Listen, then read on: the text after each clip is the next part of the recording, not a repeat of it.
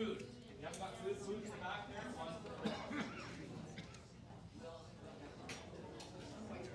Yes. Yep. So that's the wine, this is the juice. The sparkly.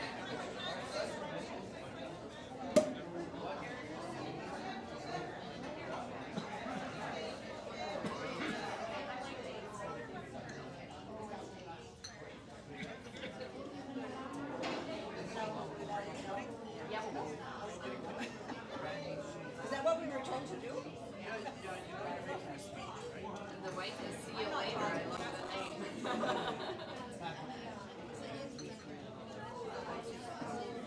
So,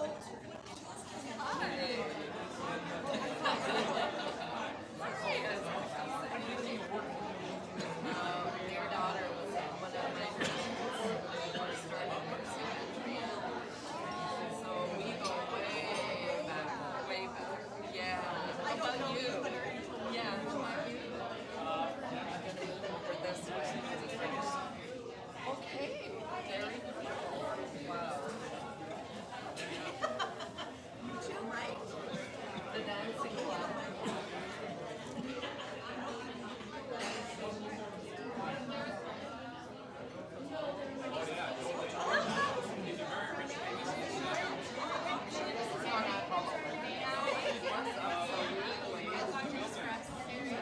Want me to introduce you to a few people who can sit with them?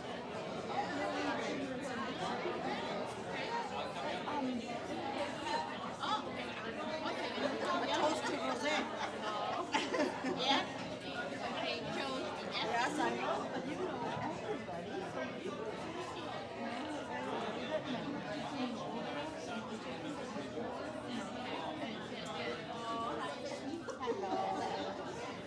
They're wondering where your family is. Oh, that's my sister.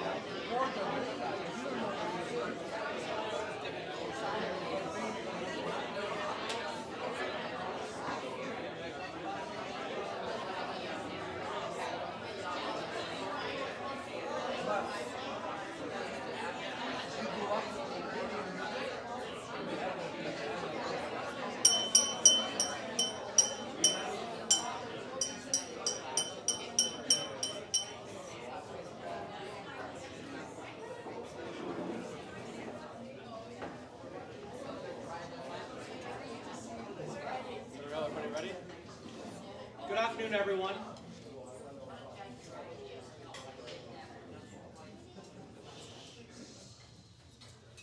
My name is Andrew Paradowski. I'm Ed's nephew, the son of Barbara, his wonderful and beautiful younger sister. She didn't pay me to say that, I swear. Mado had asked me to come and do a toast today, so hopefully everyone has a nice drink that we can raise to Ed. When thinking about what I wanted to say, the theme of the toast,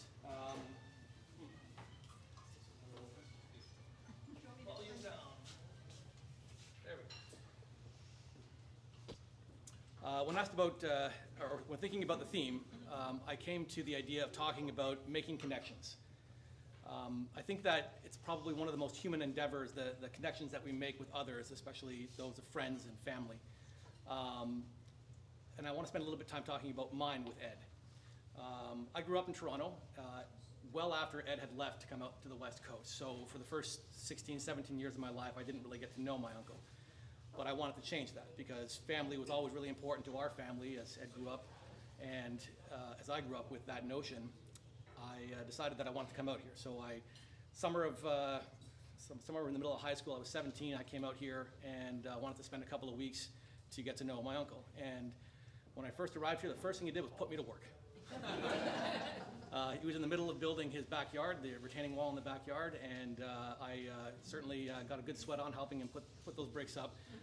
But it was a great 2 weeks getting to know him, and from there on in, I wanted to continue doing that, to keeping family close by going out and seeing them as much as possible. I tried to come out as much as I could and see them.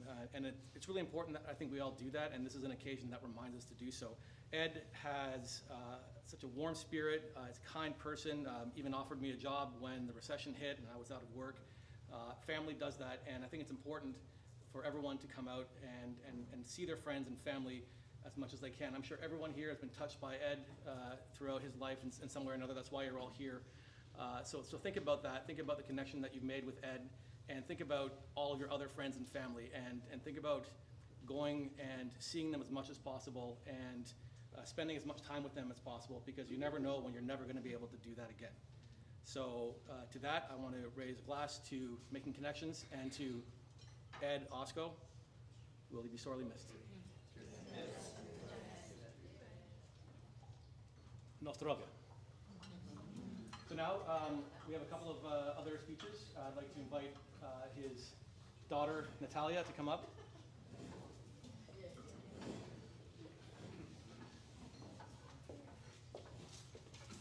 Oh my, this room is a lot more intimidating than it was upstairs. I could hide behind the podium up there. Well, for those who don't know me, I'm Ed's daughter, Natalia, and I'm here with my husband, Rob, and our daughters, Genova and Emma, and Genova would play the piano earlier. Looking around the room, I'm so happy to see so many people here to pay their respects to my dad.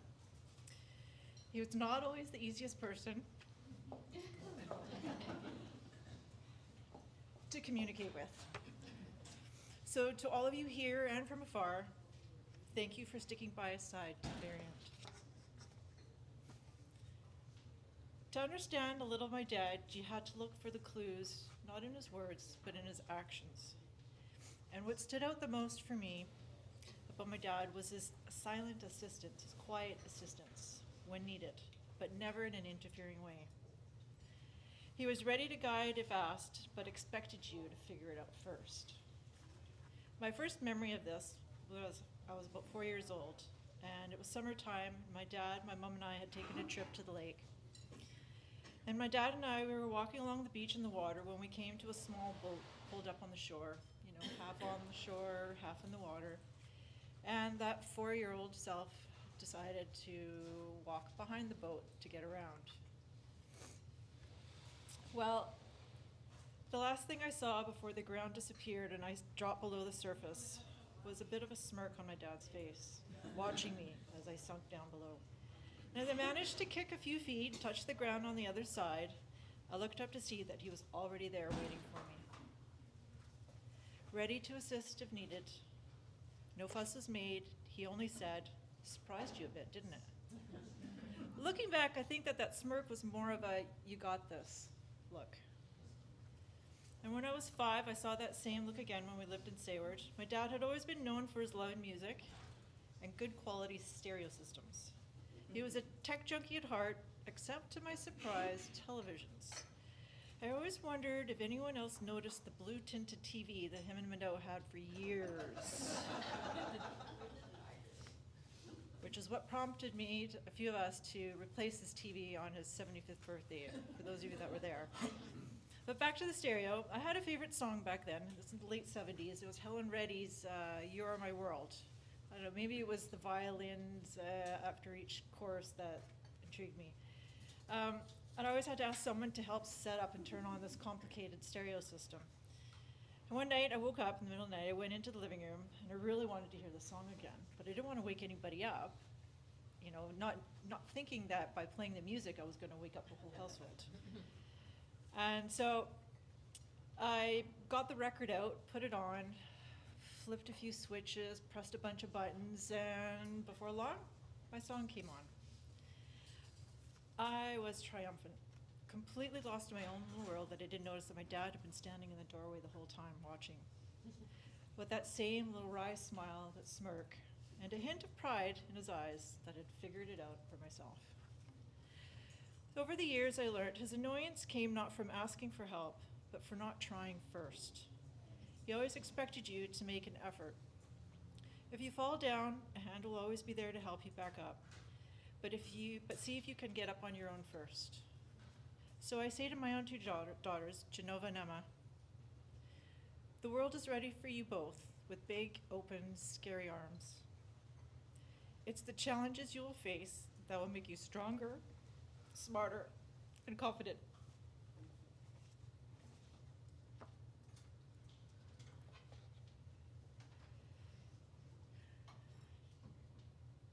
Jaja will always be the voice on your shoulder that says, how will you ever know you can do something if you don't try?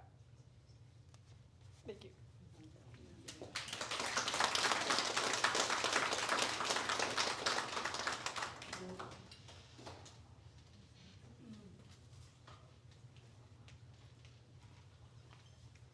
Hi, everyone.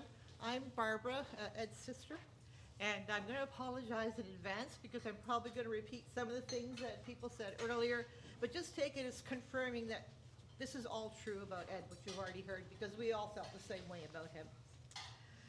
So, as a family, we're grieving the loss of a brother, an uncle. We deal with our loss by remembering who Ed was. Edward was born in 1949 in the city of Lübeck in northeastern Germany to Stanisław and Genovefa Osko, Polish Catholic displaced persons. He arrived in Canada in 1951 and lived in a small rural community.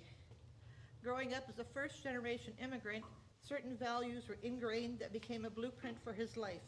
He had to grow up quickly with a sense of duty and responsibility to his parents and family.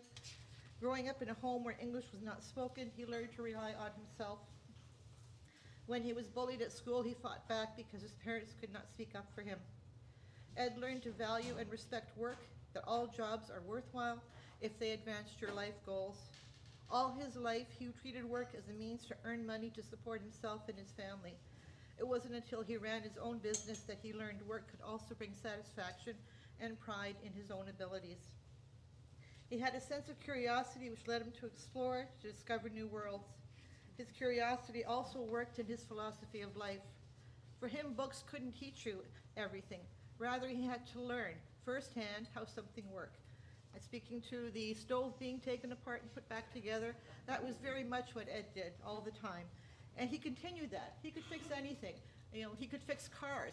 The beautiful Jaguar that he has in his garage, that belongs to that whole sense of curiosity and learning how to manage all those things. His home was also a labor of love for him, and he was constantly tinkering and renovating, dragging in my son to help him build that retaining wall. I still remember Andrew coming back and showing me the blisters he had from that, but he did it for him.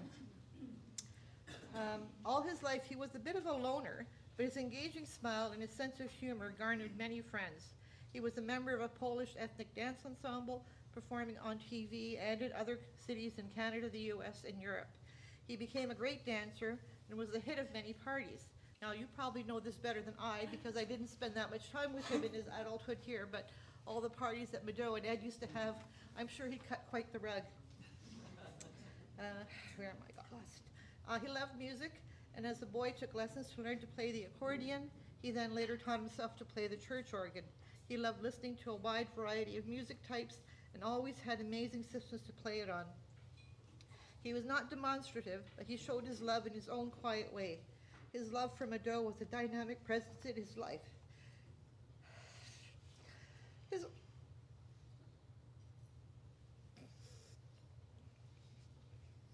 His love for his daughter Natalia was a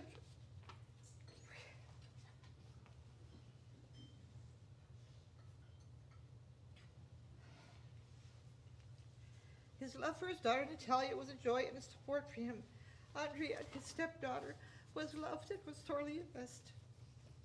His granddaughters, Genova and Emma, brought him so much happiness and fulfillment in the last years of his life.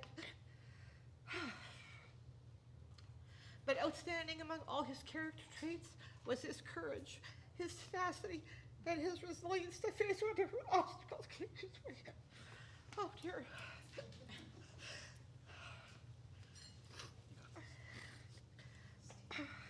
Bring me my wine.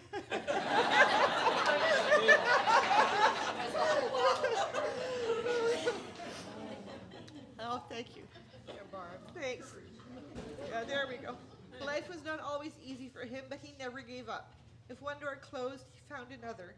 He never believed that life owed him something. Instead, all his successes were totally his and a result of his own hard work. Definitely the epitome of the self-made man. This was most evident in the last decade of his life.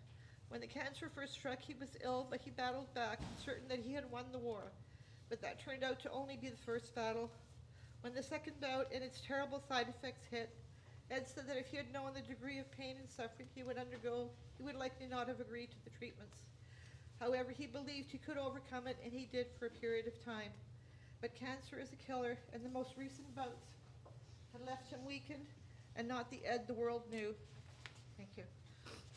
It was Mado who became his anchor and bore the pain with him until the end. He will be missed greatly in all the different roles he took on in his life. Farewell, beloved husband, cherished father and grandfather, dear brother, loved and respected uncle, loyal friend. As Poles we say, wieczny odpoczynek racz mu dać, Panie, a światło wiekuisti niech świeci mu na wieki wieków. Amen. That means, eternal rest grant him, Father, and let perpetual light shine on him forever and ever. Amen.